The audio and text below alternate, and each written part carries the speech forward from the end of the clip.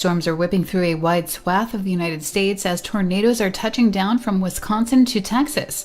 According to local reports, a mobile home park in Wisconsin has been flattened, killing one man and injuring 25 other people. The Prairie Lake State Mobile Park is located about 110 miles northeast of Minneapolis.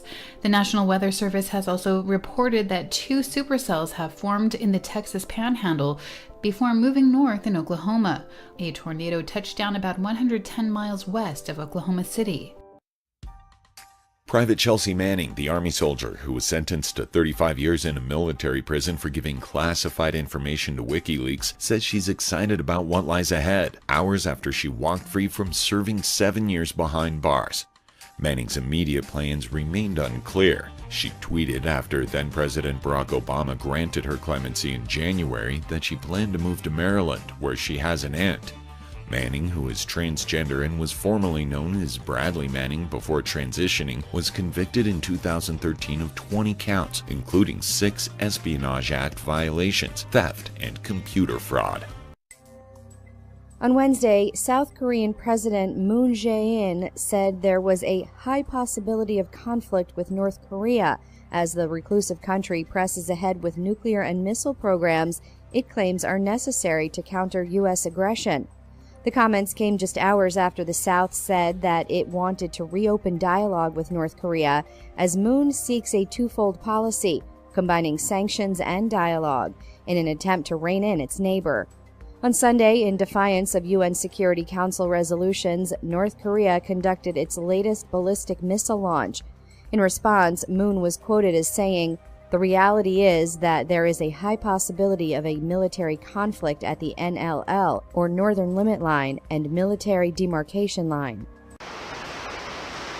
The aftermath of a night of looting in San Cristobal, Venezuela.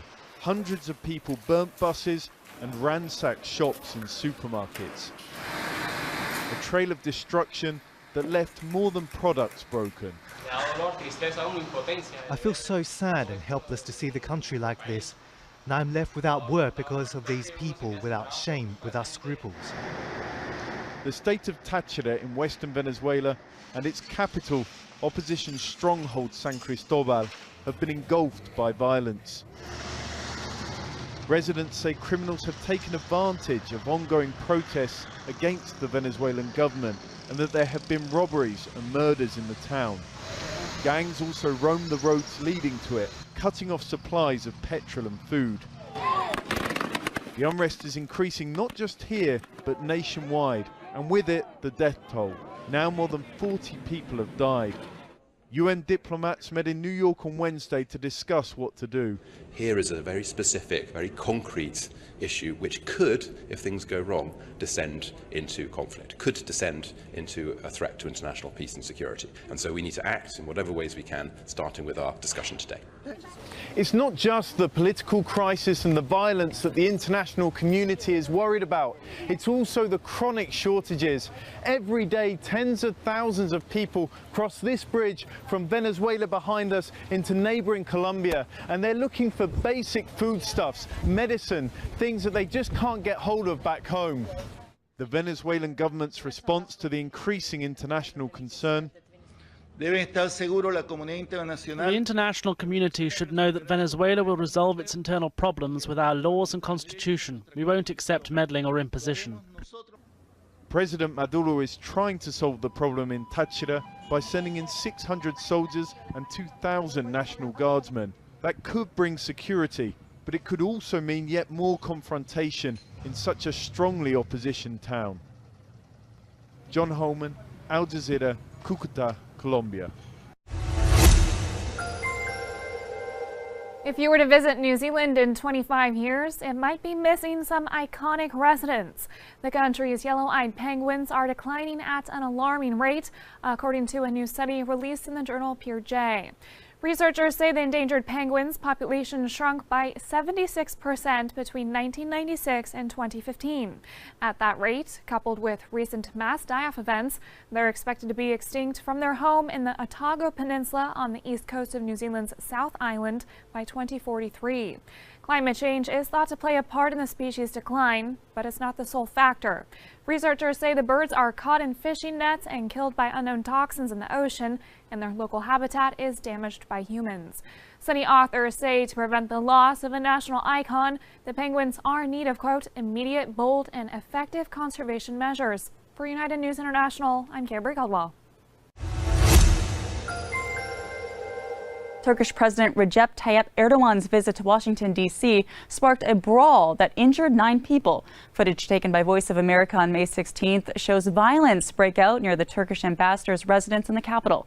Demonstrators had gathered outside the ambassador's residence that afternoon as Erdogan met with U.S. President Donald Trump at the White House. Some protesters were carrying the flag of Syria's Kurdish PYD political party. Turkey considers the PYD to be a branch of the PKK, a Kurdish political party that has waged an insurgency in Turkey since 1984. The United States and Turkey both classify the PKK as a terrorist group. Tensions flared between the demonstrators and a brawl broke out. Men in suits reported to be Erdogan's bodyguards can be seen beating and kicking protesters. ABC News reports 2 people were hospitalized and 2 were arrested. For United News International, I'm Neela Uni. A Colorado man whose 98-year prison term was cut short by a judge has been detained by immigration officials, just as he was set to be released. State corrections officials say Rene Lima Marin was released to the custody of Immigration and Customs Enforcement in Denver on Wednesday. He was convicted in 2000 of multiple robbery, kidnapping, and burglary counts after he and another man robbed 2 video stores at gunpoint. Lima Marin was mistakenly released on parole in 2008, then held a steady job, got married, and had a son with his wife. Authorities realized the mistake in 2014 and returned him to prison. A judge on Tuesday ordered Lima Marin's release, saying it would be draconian to keep him in prison and that he had paid his debt to society. Right-wing conspiracy theorist and creator of InfoWars, Alex Jones, has apologized to the Greek yogurt company Chobani and the entire city of Twin Falls, Idaho, for a set of fake stories he broadcasted attempting to link Chobani with an unrelated sexual assault involving refugee children. On Wednesday, Jones released a statement on his radio show and YouTube channel apologizing to the company and city for the stories, about 3 weeks after the yogurt company sued him.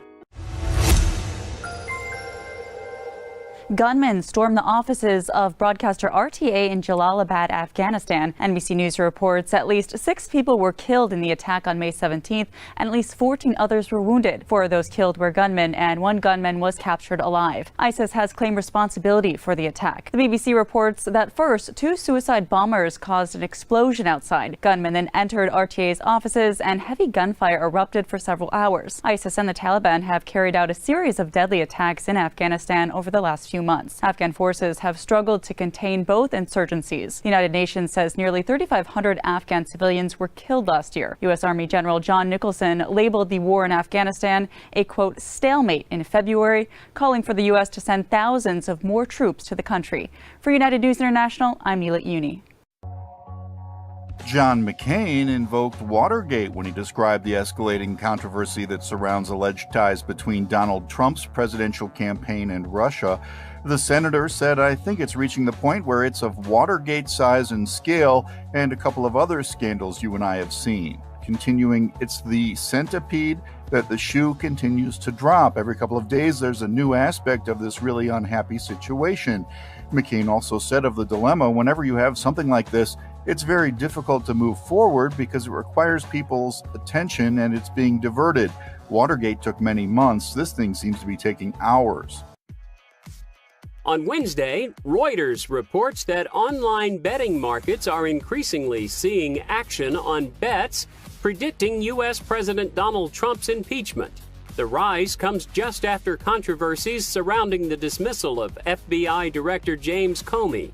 On online political stock market PredictIt, chances of Trump being impeached in 2017 hit a record 30% on late Tuesday.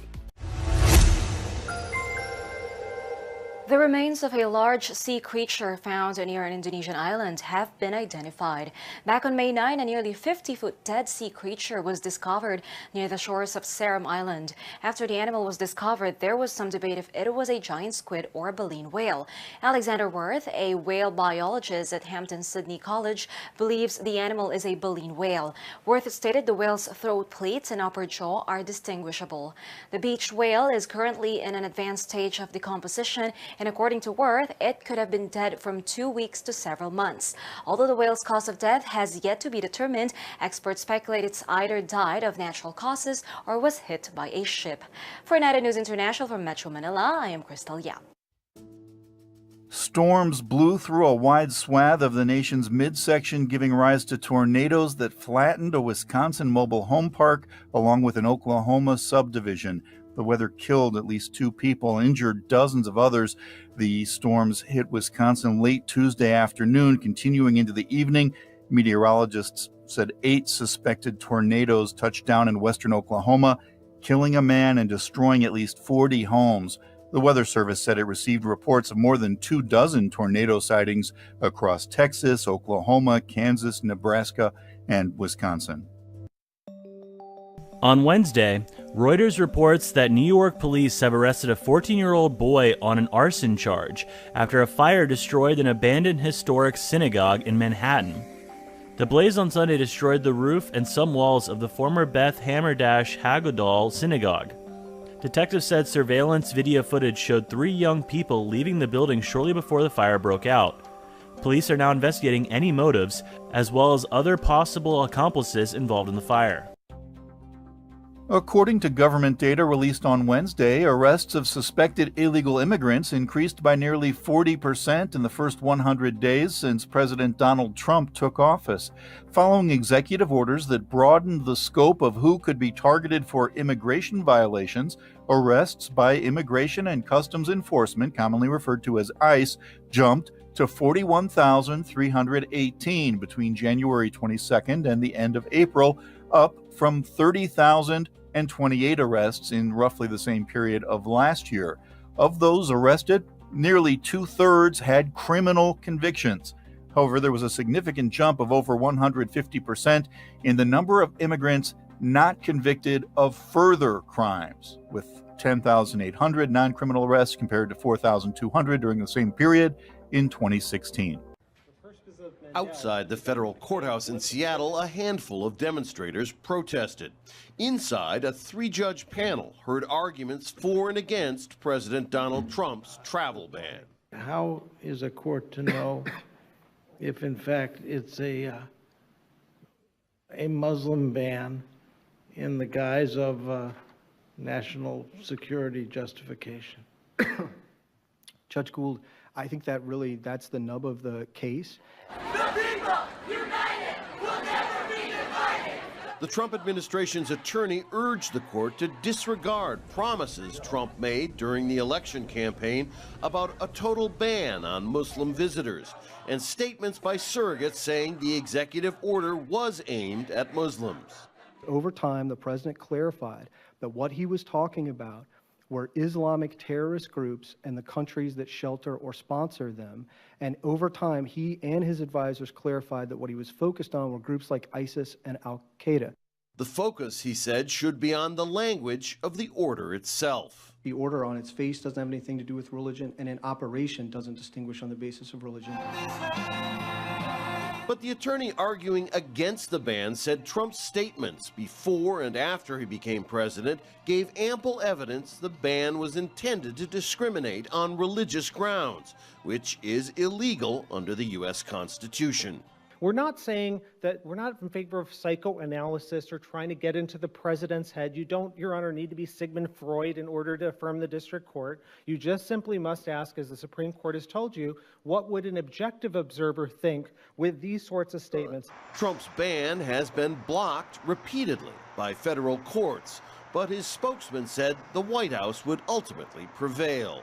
The executive order is fully lawful and will be upheld. The Attorney General of Hawaii said the order harkened back to times in U.S. history that should never be repeated. There's a way to go about protecting our borders. There's a way to protect our national security in a way that doesn't violate the Constitution, that doesn't discriminate against people based upon their nation of origin or based upon their religion. Legal experts say it'll likely be at least several days before the judges here reach a decision.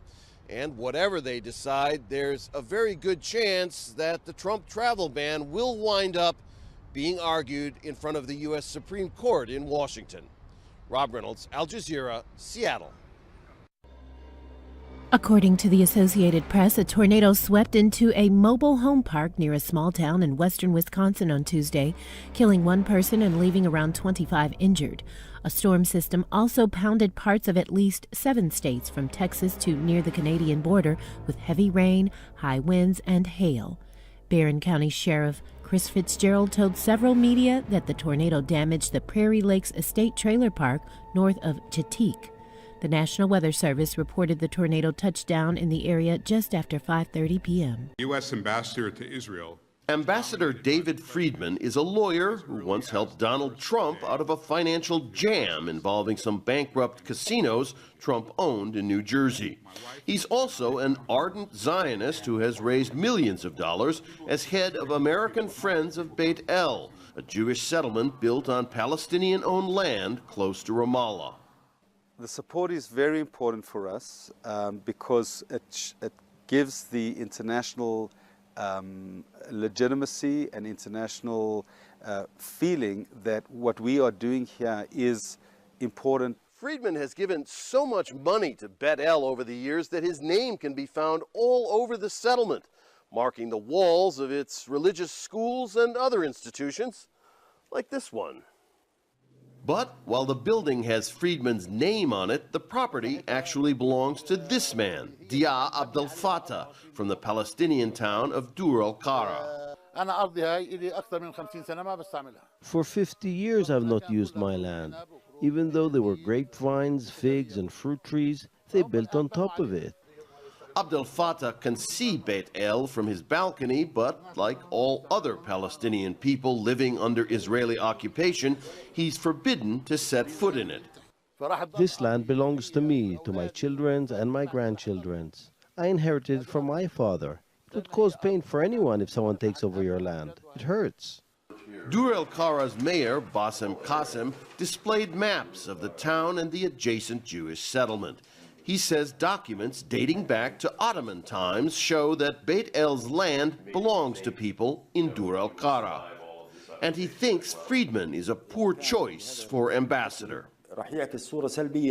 This will reflect negatively on the US. It isn't constructive for the relationship between the American people and the Arab people. But Beit El settlers say Palestinians never really owned the land at all. The Jewish people believe that all of the land of Israel belongs to the Jewish people and was promised to them in the Bible. Beit El's council has big plans to expand the settlement from 6,000 to 10,000 residents over the next 5 years. And with wealthy and well-connected Zionists like David Friedman behind them, there's little to stand in their way. Rob Reynolds, Al Jazeera, Beit El in the occupied West Bank. Reuters has reported that the United States said on Tuesday it believed it could persuade China to impose new UN sanctions on North Korea following its latest ballistic missile test, and warned that Washington would also target and, quote, call out countries supporting Pyongyang. Speaking to reporters ahead of a closed-door UN Security Council meeting on the missile launch, U.S. Ambassador to the United Nations Nikki Haley also made clear that Washington would only talk to North Korea once it halted its nuclear program.